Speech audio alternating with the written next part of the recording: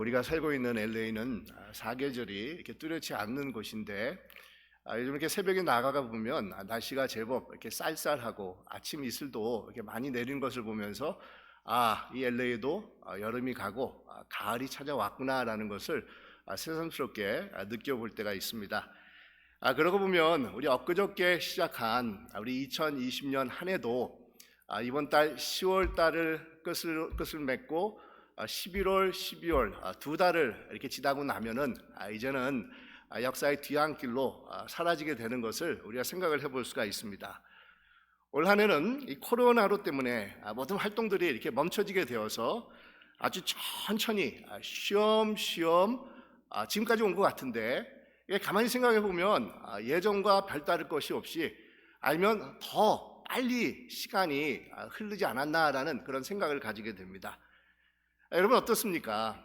올 한 해를 뒤돌아보면서 스스로 평가를 내려본다고 하면 여러분은 올 한 해를 어떻게 평가를 내리실 수가 있다고 생각을 하고 계십니까? 이 코로나라고 하는 전혀 예상하지 못하는 변수가 발생을 했지만 그럭저럭 그래도 잘해왔다, 이 정도면 괜찮다라고 생각을 하시는 그런 분들이 계시지 않습니까? 아니면은 잔뜩 이렇게 굉장한 그런 계획을 가지고 있었지만 이 코로나 때문에 모든 것이 수포로 돌아가 가지고 정말 올해는 전혀 기도해야 할 것이 없다라고 이렇게 생각하는 그런 분들이 있지는 않습니까? 흔히 세상은 결과적인 차원에서 인생을 평가하려고 하는 그런 경향을 가지고 있는 것을 우리가 볼 수가 있습니다. 그래서 성공의 기준을 외형적인 가치라는 잣대를 가지고 들여다보려고 하는 것이 바로 세상이 가지고 있는 이 모습이 됩니다. 눈에 보이고 측정할 수 있는 이 물량 중심의 이 평가 기준이라고 할 수가 있습니다.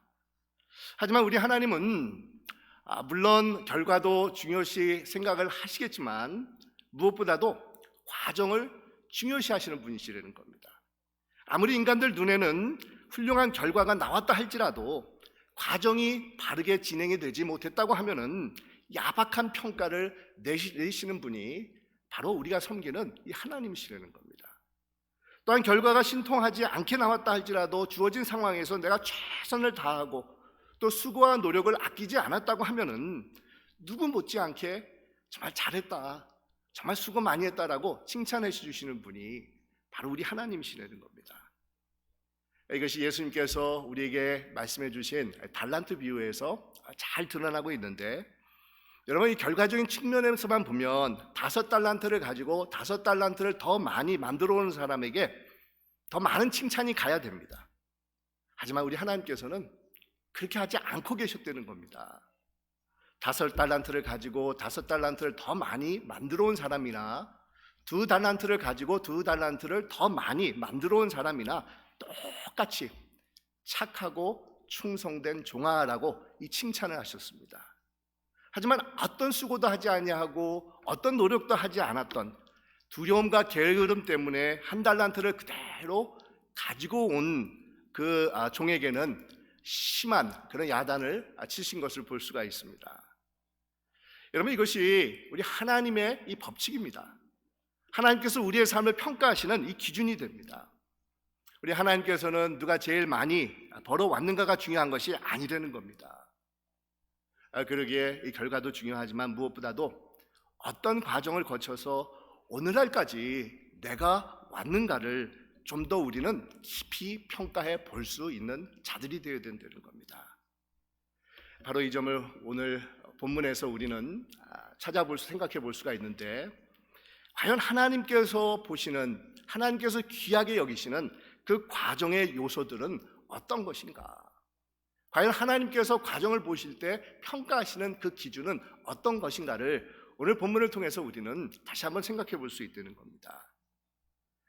우리가 읽은 오늘 본문의 말씀은 내용은 우리 바울이 에베소 장로들에게 주는 이 마지막 고별 설교라고 할 수 있는 그런 내용인데, 이 사도행전에 보면 바울이 전한 8개의 설교가 기록이 되어 있습니다.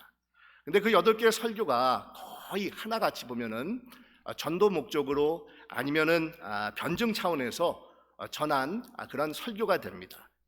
이 한 번만 빼고 설교를 들은 모든 대상들은 하나같이 예수님을 알지 못했던 자들입니다. 하지만 오늘 말씀에서 바울은 자신의 삶을 이렇게 뒤돌아보면서 목회적인 차원에서 우리 에베소 장로들을 불러다가 이 말씀을 전해주는 것을 우리가 볼 수가 있는데, 지난주에는 우리가 성찬식 때문에 사도행전 말씀을 한 주 씌웠었는데, 그 전주의 말씀을 우리가 생각해 본다고 하면 3년이라는 세월을 바울은 에베소에서 머물면서 하나님의 말씀을 전하게 됩니다. 그리고는 이제 에베소를 떠나가지고 자신을 선교사로 파송해 준 수리아 안디옥 교회로 돌아가려고 하는 그런 계획을 세우게 됩니다. 그리고 도중에 예루살렘에 들려서 각 지역에서 모은 이 구제 헌금을 전해주고 수리아 안디옥으로 가려고 하는 것입니다. 하지만 고린도에서 예루살렘으로 배를 타고 떠나려고 했던 바울이 갑자기 계획을 취소를 하고 이 북쪽 마케도니아로 가는데, 그 이유는 강성 유대 보수주의자들이 바울을 죽이려고 하는 암살단을 보냈다라는 소식을 전해드린 겁니다. 그래서 바울은 고린도에서 배를 타고 예루살렘으로 가려던 계획을 바꾸어서 이 마케도니아, 그러니까 고린도에서 지금으로 말하면 그리스입니다. 그리스에서 북쪽 이 마케도니아 내륙으로 올라가 가지고 그곳에서 배를 타고 터키에 위치한 드로아라고 하는 그런 도시에 도착을 해서 그것에서 하나님의 말씀을 전하게 됩니다. 그것이 우리가 2주 전에 우리가 말씀을 본 내용이 되는데, 드로아에서 말씀을 전했을 때 유두고라는 사람이 그만 이렇게 설교를 듣다가 떨어져서 죽게 됐는데, 사도 바울이 기도하면서 그를 다시 살려내지 않습니까? 그러면서 이 드로아에서 이 바울은 이제는 터키 해안을 따라서 남쪽으로 내려가게 됩니다. 근데 여러분, 오늘 우리가 읽은 말씀을 자세히 읽어보면 이 바울은 드로아에서 배를 타고 가는 것이 아니라 혼자 걸어서 드로아에서 내려가는 겁니다. 바울과 함께했던 일행들은 배를 타고 갑니다. 그런데 바울은 본인은 배를 타고 가지 않겠다고 하면서 혼자 걸어서 드로아에서 아소라는 것까지 약 한 40마일 정도 거리가 되는데, 그 거리를 걸어서 가고 있는 겁니다. 이 아마 50대 중반의 나이였던 이 바울의 걸음걸이로는 좋게 하루 이상 걸리지 않았을까, 이런 생각을 해보게 됩니다. 저도 50대 중반인데 저 같은 경우에는 좋게 한 3, 4일은 걸리는 그런 거리가 아닐까, 이런 생각을 해보게 되는데, 여러분, 여기서 우리는 한번 이런 질문을 해보게 됩니다. 왜 나이가 든 바울은 편안히 배를 타고 일행들이 같이 가자고 하는데도 그 권유를 뿌리치고 드로아에서 아소까지 혼자서 걸어서 가는 길을 선택을 했겠느냐라는 질문을 던져보게 됩니다. 이 질문에 대해서 대답은 제가 조금 있다가 설교 마지막 부분에 여러분들에게 설명을 해드리겠습니다. 이 바울은 아소까지 혼자 걸어서 갔다가 그곳에서 일행들과 다시 합류를 해가지고 이 배를 타고 밀레도라는 곳까지 오게 된 것입니다. 여러분, 밀레도는 에베소에서 약 한 20마일 정도 떨어진 항구 도시인데, 오순절이 오기까지 전까지 예루살렘에 도착하기를 원했던 바울은 만약 자신이 에베소에 들렸다가 머물게 되면은 도착하는 시간이 늦춰질 것을 염려를 해가지고 에베소에서 3년 동안에 함께 사역을 한 장로들을 밀레도라는 곳으로 불러가지고 그곳에서 제회를 하는 겁니다. 바로 그곳에서 장로들과 만나가지고 잠들었던 이들과 해우를 하면서 작별 인사를 하면서 이 말씀을 전해준 내용이 오늘 우리가 읽은 이 본문의 내용인데, 이 말씀의 내용을 보면 바울은 자신이 3년 동안에 에베소에 머물면서 어떻게 하나님의 사역을 감당했는지에 대해서 회상을 하면서 같이 한 장로들에게 격려와 또 위로의 말씀을 전해주고 있는 것입니다. 여러분, 이 내용은 교회를 섬기는 목회자들이나 아니면 장로들뿐만 아니라 사실은 모든 크리스천들에게도 적용되는 그런 말씀이 될 수가 있습니다. 매일같이 진행되는 우리의 삶 속에서 크리스천으로서, 하나님의 자녀로서, 하나님의 일꾼으로서 우리가 추구해야 되는 그런 자세와 태도가 무엇인지에 대해서 우리가 찾아볼 수 있는 그런 내용이 오늘 본문에 담겨져 있는데, 이 세 가지로 요약해 볼 수가 있습니다. 먼저 바울은 모든 겸손과 눈물을 가지고 섬기는 일에 최선을 다했다라는 것을 말씀하고 있습니다. 이 단지 겸손과 눈물이 아니라 모든 겸손입니다. 모든 눈물이 됩니다. 모든 겸손과 모든 눈물로 섬겼다라는 것을 말씀하고 있습니다. 여러분, 이 모든 겸손과 모든 눈물이라는 것은 말과 행동뿐만 아니라 처신이나 생각이나 몸집이나 아주 표정에 이르기까지 정말 겸손과 눈물로 점철된 그런 삶의 자세와 태도를 가지고 주님께서 주신 사명을 감당했다라는 뜻입니다.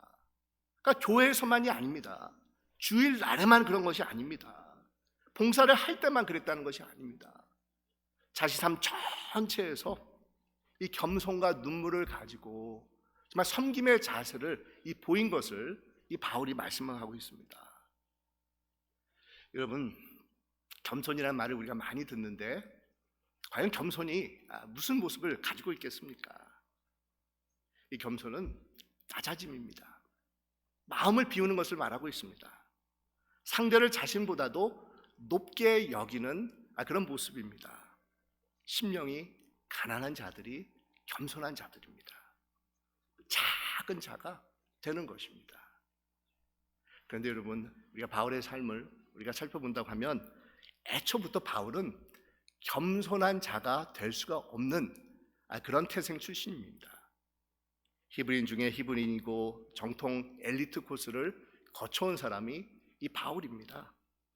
유대인이었지만 로만 10위권을 가지고 사회의 아주 최고 특권층에 속해 있었던 사람이 바울입니다.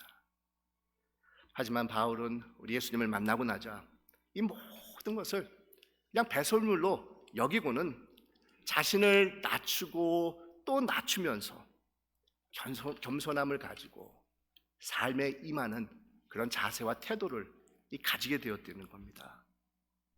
여러분, 어떻게 이것이 바울에게 가능했겠습니까? 자신이 사랑하고 섬기고자 하는 예수님께서 그러하셨기 때문입니다.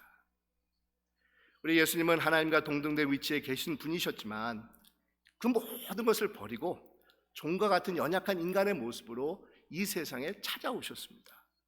모든 하늘의 권세와 영광을 버리시고 겸손의 종으로 우리를 찾아오신 분이 바로 하나님의 아들이셨던 예수님이십니다. 이런 예수님을 따르는 종이 되기로 한 자가 어떻게 교만할 수가 있겠습니까? 이런 예수님을 섬기고자 하는 그런 사람이 어떻게 누릴 것을 다 누리고 높아질 대로 다 높아지고 도도할 대로 다 도도해 주면서 예수님을 섬길 수가 있겠습니까? 우리가 섬기고자 하는 그 예수님은 겸손의 종으로 온유의 종으로 이 세상에 오신 분이십니다. 이것은 목회자나 장로님들과 같은 교회 지도자들에게만 해당되는 부분이 절대로 아닙니다. 예수를 믿고 그분을 닮아가기를 소원하는 모든 크리스찬들이라고 하면 겸손함은 당연한 삶의 결과물이라는 겁니다. 겸손히 주님을 믿고 따르는 자라는 것은 삶에서 그 증거가 나와야 되는데 바로 겸손함이라는 겁니다. 주님을 따르는 자들이 가지고 있는 그 삶의 사인, 그 표시는 바로 겸손함에서 나오는 섬김의 모습이라는 겁니다. 유명한 초대 교부였던 어거스틴에게 어느 제자가 이런 질문을 던졌다고 그러지 않습니까? 선생님, 크리스천으로서 제일 필요한 3가지 덕목을 한번 말씀해 주십시오. 이런 부탁을 받게 됩니다. 그러자 어거스틴이 이런 대답을 전해줍니다. 첫째는 겸손이며, 둘째도 겸손이며, 셋째도 겸손입니다. 이런 얘기를 했다는 겁니다. 그리고 바울은 모든 눈물로써 교회를 섬겼다라고 고백을 합니다. 여러분, 이 눈물은 진실성을 이렇게 표현하고 있습니다. 진전성이 눈물 가운데서 나타나는 겁니다. 순수함이 눈물을 흘릴 때 묻어 나오게 된다는 겁니다. 그래서 눈물을 흘릴 때 이 호소력이 있지 않습니까? 이 마음이 움직여지지 않습니까? 이 바로 며칠 전에는 북한의 최고 존엄이라고 하는 그런 사람이 갑자기 연설을 하는 도중에 인민들 참 이렇게 미안하다, 정말 인민들에 대해서 고맙다, 감사하다, 뭐 이런 표현을 하다가 울먹거리면서 안경을 벗고 눈물을 닦았다고 해가지고 그게 굉장히 이렇게 화제가 되고 있는데, 악어의 눈물이 되기를 바라지 않지만, 그것을 보면서 평상시에 저같이 이렇게 북한에 대해서 굉장히 이렇게 비판적인 이 시선을 가지고 있었던 사람도 조금은 이렇게 진실성이 묻어 나오는 것 같아가지고 마음이 이렇게 짠한 그런 기분을 제가 가졌었습니다. 여러분, 모든 눈물로 섬겼다라는 것은 순수함으로 사심 없이 사역에 임했다라는 것을 말씀하고 있습니다. 유대인이나 이방인이나 차별 없이 모든 사람들에게 최선을 다해서 자신의 진실된 마음을 쏟아 부었다는 겁니다. 이렇게 사람들을 향한 진실함은 다른 데서 온 것이 아닙니다. 하나님 앞에서 진실되게 서 있었기 때문이라는 겁니다. 그러기에 마치 하나님 앞에서 행하는 것처럼 바울은 모든 영혼들을 향해서 진심으로 사랑하는 마음을 가지고 복음을 전하고 사역에 임할 수가 있었기 때문이라는 겁니다. 여러분, 이런 진실함에는 위로가 나타납니다. 상처가 치유되는 역사가 나타납니다. 이런 모든 눈물이 흘러지는 그런 상황에서는 깨어진 관계들이 회복이 될 수가 있다는 겁니다. 눈물로 기도할 때 하나님의 마음이 움직여지면서 우리의 기도가 응답을 받게 됩니다. 이것은 성경에 나오는 내용은 아니지만 탈무드에 보면 이 아브라함이 아들 이삭을 이렇게 죽이기 위해서 하나님 앞에 제물로 바치기 위해서 모리아 산으로 데리고 가지 않습니까? 그러면서 그를 묻고 이제 죽여서 하나님 앞에 제물로 바치려고 했었을 때 이삭이 눈물을 흘렸다는 겁니다. 그래서 그것을 본 아버지 아브라함은 마음이 이렇게 미어지면서 아들 이삭에게 질문을 던집니다. 아들아, 무서우니? 그때 이삭이 이렇게 대답을 했다고 합니다.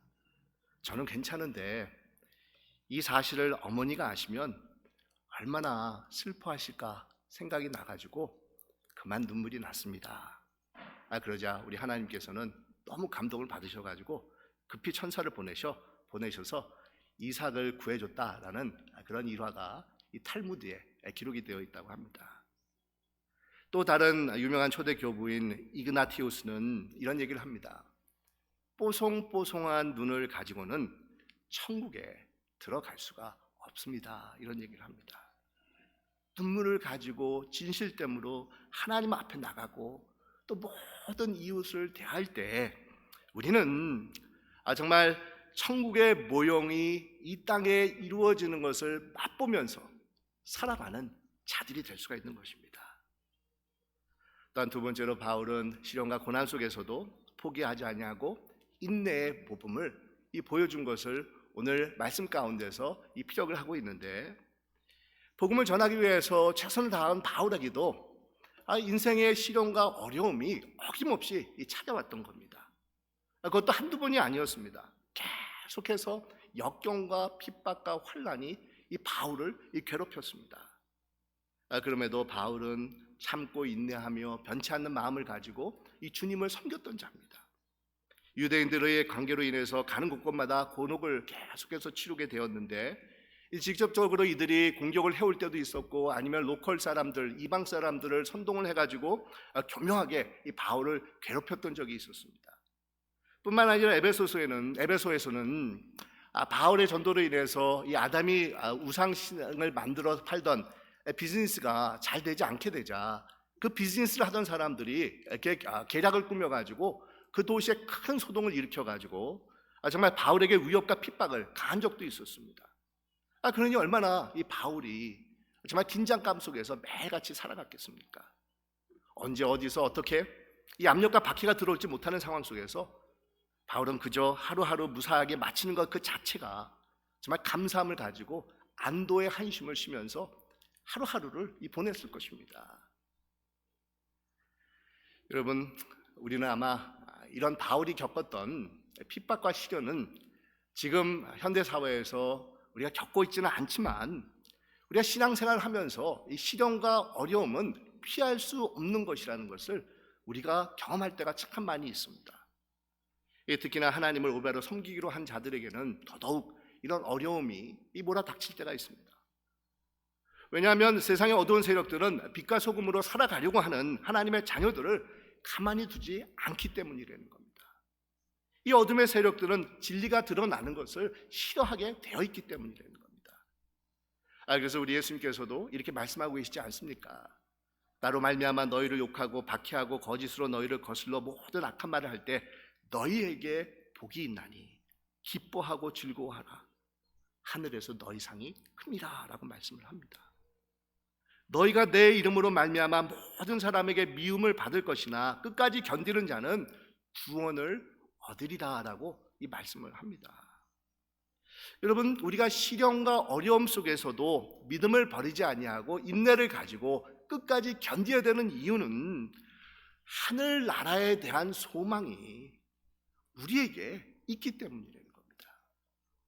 여러분, 이 세상에서 삶이 전부가 아니라 우리에게는 하나님의 나라가 기다리고 있다라는 그 소망을 가지고 있기 때문에 비록 세상에서 시련과 어려움을 만날 때가 있지만 믿음을 포기할 수가 없는 겁니다.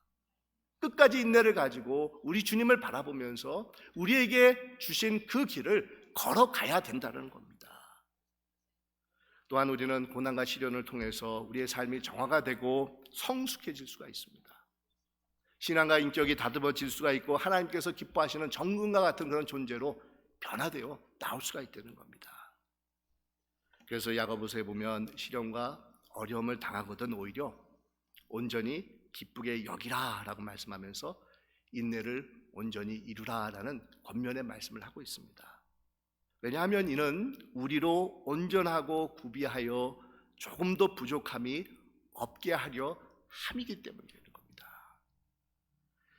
현재 우리 모두는 이 코로나 때문에 아주 혹독한 그런 어려움을 겪고 있는데 어떤 분들은 이 코로나로 인해서 사랑하는 분을 잃은 분들도 계시고 아니면 경제적으로 말할 수 없는 그런 손실을 입고 계신 분들도 계시고 또 어떤 분들은 무기력함과 또 좌절감 속에서 힘들어하는 그런 분들도 계십니다. 여러분, 이런 가운데서도 우리가 끝까지 참고 인내하면서 견뎌야 된다는 겁니다. 원망하고 불평하고 탓하는 것은 오히려 상황을 악화시킬 뿐이라는 겁니다. 비록 어려움이 우리 삶에 있다 할지라도 흔들림이 없이 주님께 우리의 시선을 고정시키면서 주님께서 주신 그 길을 걸어가는 신앙인들이 되어야 된다는 겁니다. 사랑하는 여러분, 인내하십시다. 참고 견디십시다. 우리 주님을 바라보십시다. 왜냐하면 우리의 삶은 이 세상이 다가 아니기 때문이라는 겁니다. 하나님의 나라가 우리를 기다리고 있기 때문이라는 겁니다. 그 나라에 도착할 때까지 참고 인내하며 정말 소망 중에서 즐거워하실 수 있는 여러분들이 되시기를 간절히 축원드립니다. 마지막으로 바울은 투철한 사명의식을 오늘 말씀 가운데서 밀레도 항구에 모인 이 장로들에게 전해주고 있습니다. 그러니까 언제든지 하나님께서 주신 복음을 증거하는 사명을 충성스럽게 감당한 것을 이 말씀을 하고 있습니다. 그러니까 유대인이든 이방인이든 예수 그리스도를 향해서 회개하고 돌아서라는 그 복음을 꺼리낌 없이 충성스럽게 감당했다라는 것을 말씀하고 있습니다. 그러면서 바울은 이제는 예루살렘을 향해서 사명을 감당해야 된다라는 것을 아주 비장하게 말씀하고 있는데 오늘 22절 23절에 보니까 이렇게 말씀하고 있지 않습니까? 보라, 이제 나는 성령에 매여 예루살렘으로 가는데 거기서 무슨 일을 당할는지 알지 못하노라. 오직 성령이 각성해서 내게 증언하여 결박과 혼란이 나를 기다린다 하시니 라고 말씀을 합니다. 예루살렘에서 자신의 생명을 헤아리는 사람들이 있음을 바울은 잘 알고 있습니다. 하지만 하나님께서 예루살렘에 가라라고 말씀을 하고 있다는 겁니다. 그러면서 그 사명이 있기에 바울은 예루살렘을 회피하지 않습니다. 투옥과 고난이 자신을 기다리고 있음을 충분히 인지하고 있음에도 예루살렘을 회피하지 않습니다. 왜냐하면 거기에 자신에게 주신 하나님의 사명이 있다는 것을 알고 있기 때문이었다는 겁니다. 근데 여러분, 어떻게 바울이 이런 결단을, 이런 정말 비장한 각오를 가질 수가 있었겠습니까? 제가 설교 초반에 일행들의 권유를 뿌리치고 바울은 드로아에서 아소까지 약 40마일 정도 거리를 배를 타지 아니하고 혼자 걸어서 갔다라고 말씀을 드렸는데, 아마 바울은 혼자 걸어서 가겠다라고 결심을 하면서 걸어가면서 기도하고 말씀을 묵상하면서 성령께서 주시는 음성에 귀를 기울이며 자신에게 주신 사명을 다시 한번 가다듬는 그런 시간을 가졌을 것이라는 겁니다. 마치 예수님께서 십자가를 지시기 전에 겟세마네 동산에 올라가셔서 자신에게 주어진 그 십자가의 사명을 감당하기 위해서 정말 기도하신 것처럼, 이 바울은 40마일 거리를 혼자 걸어가면서 비록 예루살렘에서 결박과 환란이 자신을 기다리고 있지만 거기에 하나님의 사명이 있다고 하면 기꺼이 그곳을 가겠습니다, 마다하지 않겠습니다, 이런 결단의 기도를 드렸다는 겁니다. 주신 사명에 흔들림이 없게 해달라는 그 기도를 간곡하게 바울이 했다는 겁니다. 이 사실 여러분, 처음 바울이 에베소를 떠나서 이제 3차 선교 여행을 마치려고 했던 이유가 자신을 파송해 준 안디옥 교회, 시리아에 있는 안디옥 교회로 돌아가려고 했기 때문입니다.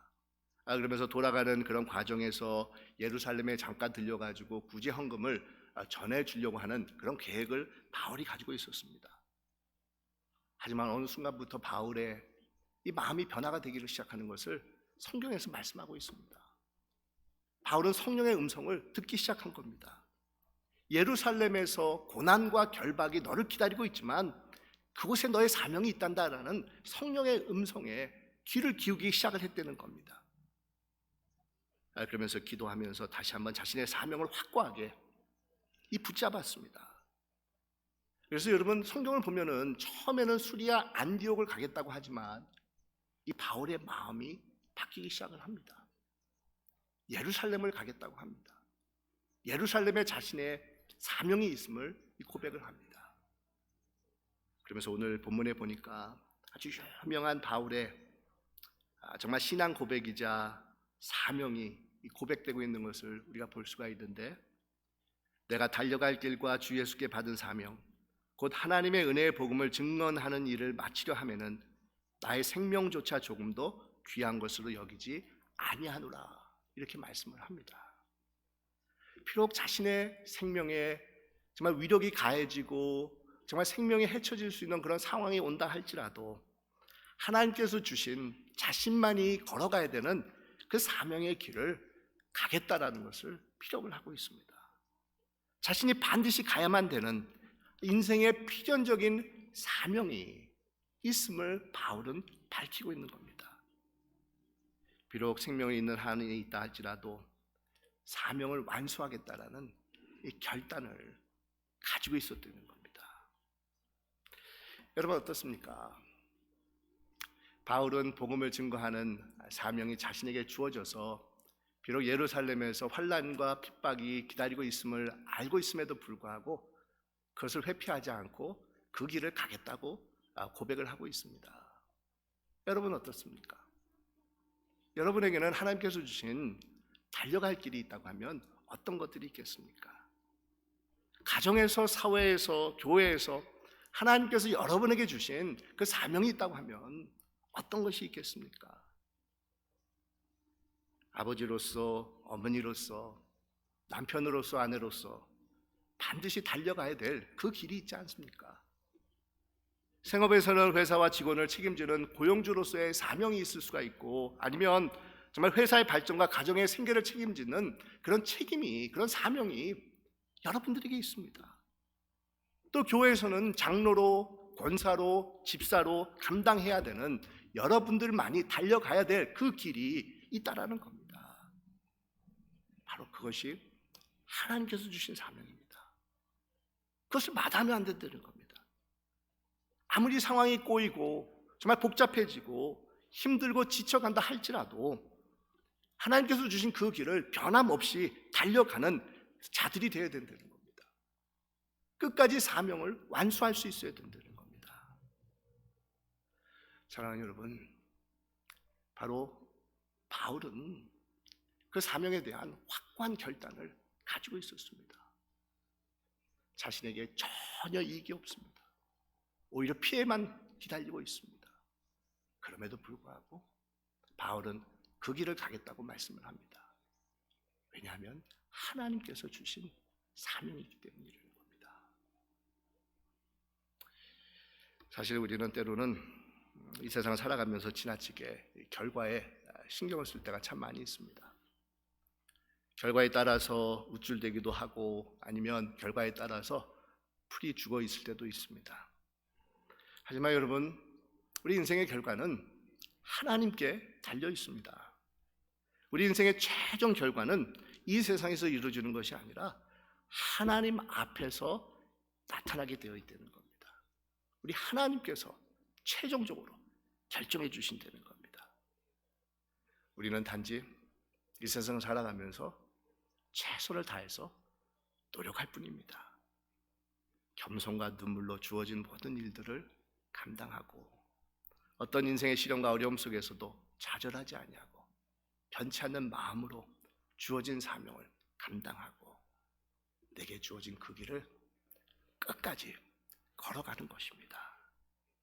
그랬을 때 하나님께서는 우리들을 보면서 잘했다, 착하고 충성된 종들아 라고 하면서 우리의 삶을 하나님 보시기에 풍성한 열매들이 맺히는 그 놀라운 장소로 하나님께서 인정해 주시고 하나님께서 만들어 주실 것이라는 겁니다.